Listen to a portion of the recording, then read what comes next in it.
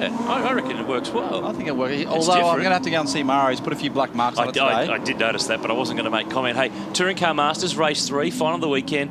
John Bowe has been belting them. He's won 2 from 2. And in this category, if you go so well, they take revs off you and they put weight in. I think they're going to have to put a caravan on JB for the next one. Well, they're going to have to do something. I think you and I joked yesterday that if they keep going, or he keeps going the way he's going, he's going to be revving it to about just above idle by the end of the year.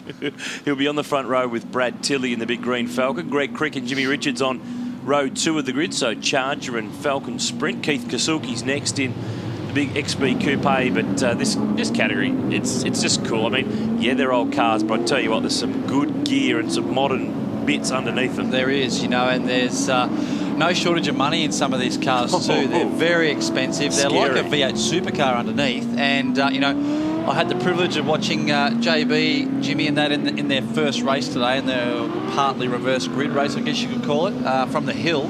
And you know, I noticed John got to the lead, albeit Jimmy made a bit of a mistake coming onto the straight, and I said to John after the race, I said, "You didn't pull away, mate. What's happening?" And he actually said, "I was giving it a good go, and Jimmy's tyre life is a little bit better than mine, so we'll see what happens in this last race." And Jimmy has used up his tyres for what he's got. Of course, they run a Hoosier, and actually wandering around the pits this weekend, I saw the Hoosier man himself, Max Dumsney, the World Series Sprint Car champ and a legend of Australian Speedways, here in the top end this weekend. Brad Tilley is back with the green Falcon. Green helmet, green race suit. I wish I had that horsepower. That thing has got mega horsepower.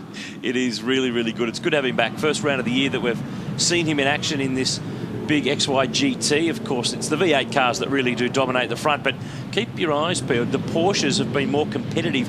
Michael Arman won races in the last round at Barbagallo in Perth, has had a gearbox problem this weekend and made a little bit of a meal of race 2 earlier on today, so he's a little bit further back in the pack. But with this big long front straight, it's pretty much a V8 or nothing. Yeah, and quite surprised to see some of those little Porsches go so well up here because of the long straights.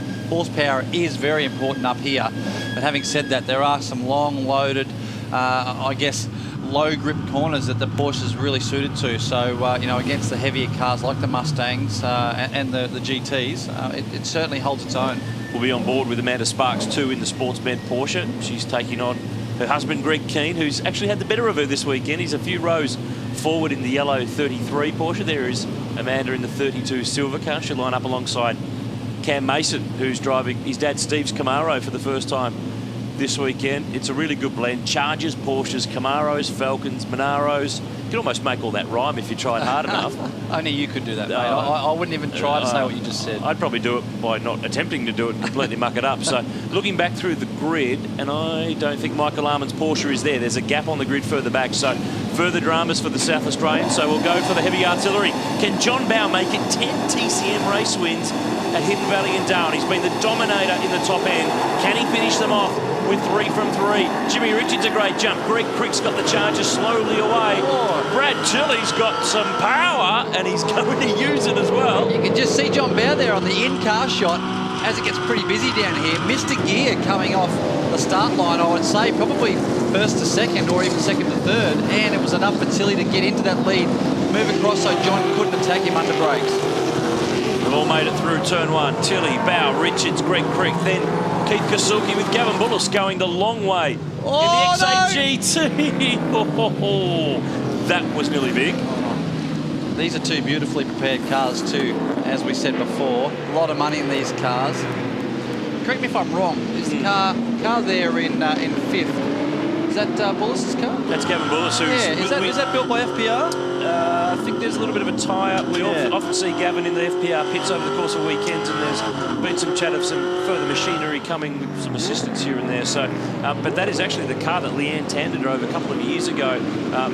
That is the X8 GT. There it is, car number 11 on screen, and we're more used to seeing Gavin in the red Boss Mustang that's been his signature car in TCM that he won the series in a few years ago. Now, fight at the front, Brad Tilley to John Bowe. See you, buddy. Bye, buddy. Here, this is where he does hurt with the revs. Oh, yeah. And we should point out, the way it works in TCM is that if you win a round, for the next round, you lose 300 revs and you gain 30 kilos. For second, it's 220, and for third, it's 100 revs that you lose and 10 kilos that you get. So for the next round, if you finish outside the top 3, obviously it all disappears. But if you finish in the top 3 again, you get some more. JB's trying to make up for it in one corner, That's though. unusual of JB. You normally see him quite smooth and calculated, but he's actually having a go this time.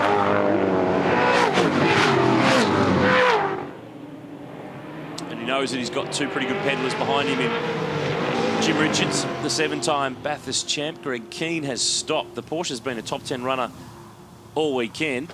Looks like it's just coming out of turn 1 here, so... This is the replay of JB in really deep. Look at the thing slide. Look at him working the wheel. Ooh. There's actually a bit of backing on that curb there, but you get over that, and this could have been off the road and out. They're quick up through here. If you fire, as you're looking at the screen, to the right, that tyre wall is very close, and we saw earlier on today in the Ute Series. Oh, change for the lead. Wow, Tilly wide, now Bowe down the inside. Richards has got him as well, and Crick's going with him in the Charger. Oh, hang on, watch this horsepower come into play here. Now, Jimmy Richards' Falcon Sprint has a smaller engine, but it's lighter, so that's why it can fight with these bigger cars. It's better under brakes too. Tilly's not bad either. So you've got a 69 Mustang up front, a 71 Falcon second, a 64 Falcon Sprint in third, Greg Crick behind in the 73 Charger. You see up through there, you hear them feathering the throttle through that little right-left before turn 5 here. In a V8 Supercars, it's flat through there, and these things have got that much horsepower, they've got that little tyre, they've actually got to feather off so that they don't get the thing sideways. Greg Crick very competitive this weekend. Here's the replay. This is what happened. A mistake by Tilly. Lost the rear, got to the dirt, slowed himself down, gave it away. No. Just got in a bit hot there. Here's the outside replay. Very lucky to hold on to this. And that's all it took for Bowe to slip down the inside, the reigning TCM champ in that Dunlop Super Dealer Mustang.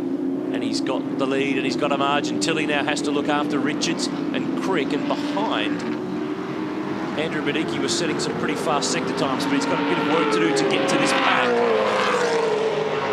And looks like history may repeat, because we mentioned it yesterday, 4 of the 5 years of TCM in Darwin, we've had clean sweeps. So you win the first one and you generally go on and get the job done. And JB's done that multiple times. He did it in 08 in a Camaro, he did it last year in his Mustang. Mind you, he set himself up pretty good too. He got a line to start in race 2. He got 3 or 4 cars off the line and was able to work his way into the lead from there. But, you know, obviously to work your way into the lead, you've got to have pace. We know he's got pace, he's fast. He's had about 4 million revs taken off him this year. So, and now that he's got clean air, some great foot cam here. And this is back on board with Brad Tilly. Have a look at how much footwork he's got to do here to wrestle this thing around and steer it on the throttle just as much as he does with the steering wheel. Yeah, let's hope he doesn't get down into the last corner here and cook the books like he did the last lap and get a bit wide. But you can just see how far that brake pedal goes down. That's not like a V8 Supercar. You would see probably a quarter of that travel in a V8 Supercar. If I had that brake pedal in my car, I wouldn't know what to do. These guys are amazing, and probably very similar back in the days of the XE Falcon when Dad was racing as well. And have a look at the brakes. Ooh, toasty. That's a great shot.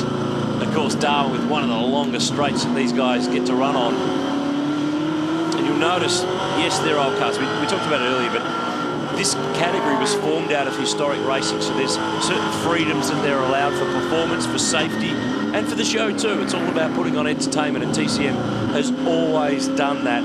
But it is effectively showing us where we've been in Aussie touring car racing with Mustangs and Falcons and Chargers and the like. But it's John Bowe, the Hall of Famer, the former Australian touring car champ and Bathurst 1000 winner, who has control. He's on target for a clean sweep in Darwin, half race distance in race 3.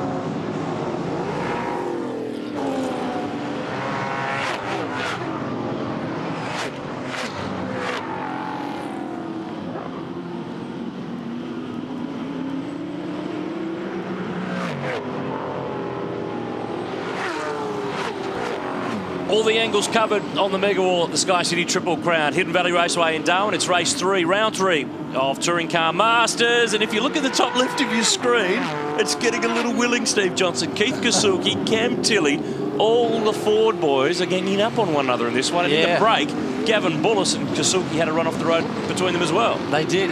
So Gav's actually come back here. He was quite a bit behind starting this last lap. And here he's up the inside. He's fired up. He wants to get back to Kasuki now. I think there's payback on mine because he looks like he's in a hurry to get back up there. Just on the left-hand front there of Kasuki's car, that big dent. Yeah, that was from before. Absolutely. Now, this is Greg Crick making a move on Jimmy Richards, but making a mistake just a little bit too deep. He rejoined in fourth. This is what we were talking about.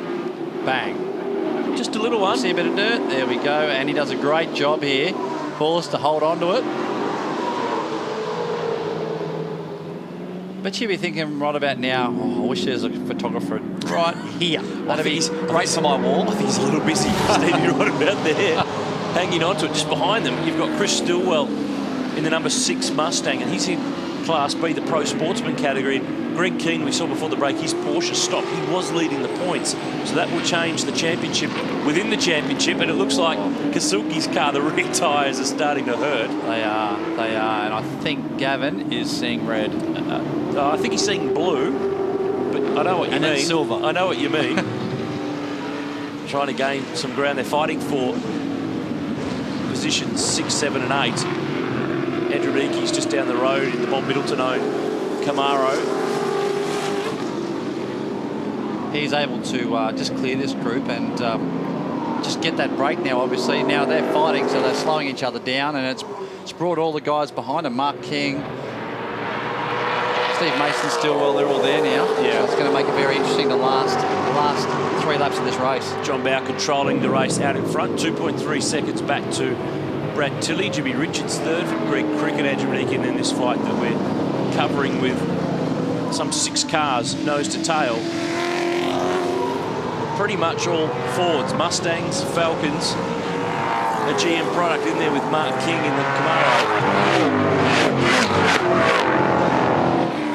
Sensational, isn't it? Yeah, great cool noise up through there. They are a really popular part of the Skycity Triple Crowns, the 6th year in a row that TCM has been part of the support category package in the top end. Back on board with Brad Tilley, who's got Jimmy Richards zeroing in. Now, while everyone went to the Circuit of the Americas in Texas, I spent some time with JR at his workshop. I tell you what, he's got some good gear. Not only has he got his Falcon Sprint, the Javelin's on the way back for some stage later in the year, but he's also got a 635 BMW Group A car, the car that he won the 87 title in the M3, and he's got his Skyline GDSR. He's got almost his whole racing career. Does he keep his target cars there too, his Porsches? I couldn't fit them all in when I was there. It's really cool, and he just loves racing. Doesn't matter what it is, he's right into it, and he's still competitive, and he's gaining on Brad Tilley for 2nd place in this race. The points as they sit, 1, 2 and 3 in the race will be 1, 2 and 3 for the round overall. You'll probably find that Brad's tyres maybe starting to just go away a little bit, as we alluded earlier. Jimmy's cars, a little bit less horsepower, but quite a bit lighter, so it's going to be better on his tyres. Now, Bullis has got behind Cam Tilley here, so Kasuki's next on the queue. Let's see if he can return the serve and get it to 15 all from before, because they had a little bit of a rub. Oh, he's giving it a go. He's just given it a little bit of a go. Just a little bit loose on the entry there. He's had a 6th and a 9th in the races so far, and he's probably overdriving it now. In fact, he is overdriving it. That will drop him outside the top 10. And it wasn't too much of a shock that came in the end, because it was looking like he was pushing pretty hard, so he'll be pretty fired up after that one, but there's no one to race now. They've all got away. He's probably just going to put on a show for the fans now. Just a little quick shout out to a friend of mine on his birthday. Happy birthday, Matty. Oh, gee, you're doing plugs now as well. Never said happy birthday to me. Well, you weren't saying anything, so I thought I'd just jump in there. Fair enough. While we're watching Gav here have a bit of fun. Any other community service announcements for you, Steve? No, not at the moment. I think I'm done there, thanks. Okay, all good. Now, this is what happened with car 11. Went around, lost the rear, Cam Tilley through in that number 60 Mustang. While it's Brad Tilley who's the one who is in 2nd spot.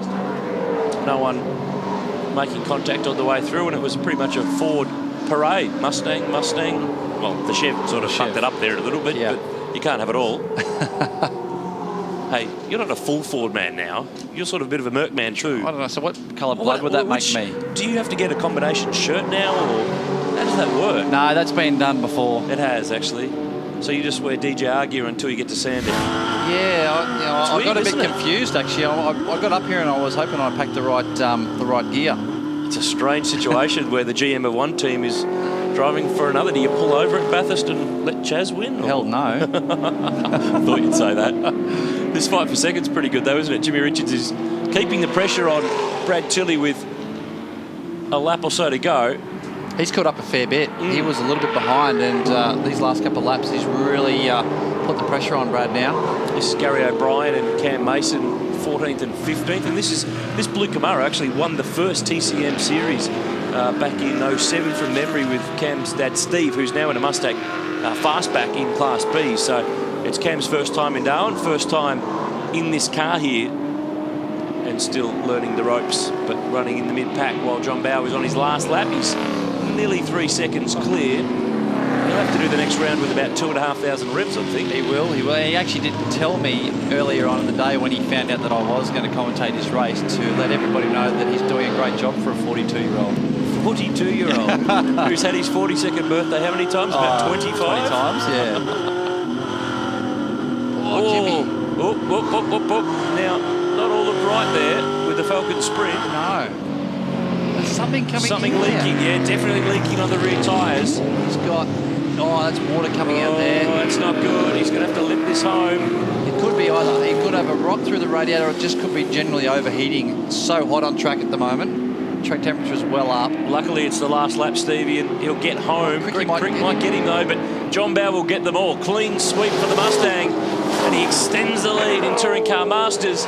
Brad Tilley's second, Jimmy Richards losing water or losing coolant, but not losing third spot. He made it home in front of Greg Crick. Andrew Medicki next in position 5, but it's a good day for the Ford fans. Mustang, Falcon. Absolutely, they've done a good job. There's Keith Kasuki, he's next home. Position 6, but they've got to stop this man, John Bowe. The next round of TCM, they'll be with us at Queensland Raceway in July, so we're looking forward to seeing if anyone can get on top of the Hall of Famer. Chris Stillwell in 7th, top of the pops in Class B. Mark King 8th, Steve Mason 9th, and Gavin Bullis rounded out the top 10. Stay with us after Touring Car Masters. We'll switch it up and go to the V8 Utes.